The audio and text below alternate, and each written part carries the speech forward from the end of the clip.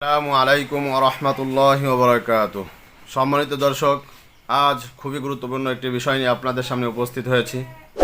এক সম্মানিত ভাই প্রশ্ন করেছে, হুজুর, আমি যদি মেসেঞ্জারে বা আমার স্ত্রীকে মেসেজ দেই যে তোমাকে তালাক দিতে মন চায়, বা মোবাইলে ফোন করে বলি, তাহলে কি আমাদের বৈবাহিক সম্পর্ক ঠিক থাকবে?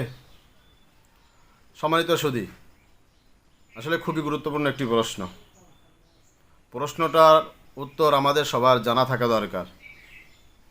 কোনো স্বামী তার স্ত্রীর কাছে যদি মেসেজ পাঠায় তোমাকে তালাক দিতে মন চায়, বা যদি ফোন করে বলে যে আমার মন চাই যে আমি তোমাকে তালাক দিয়ে দেই, এই ধরনের কথা বলার দ্বারা বৈবাহিক সম্পর্ক ছিন্ন হবে না, তালাকও পতিত হবে না,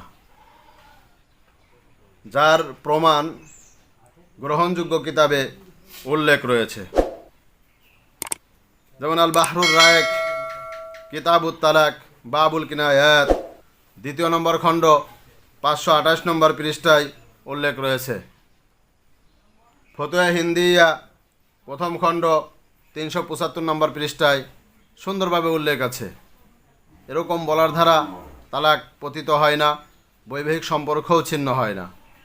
তবে এই ধরনের শব্দ চয়ন করা থেকে বিরত থাকতে হবে, এই ধরনের মেসেজ দেওয়া থেকে বিরত থাকতে হবে। অবশ্যই তালাক শব্দ এটা নিয়ে খেলতামাশা করা যাবে না। এই শব্দ লেখা বলা থেকে অবশ্যই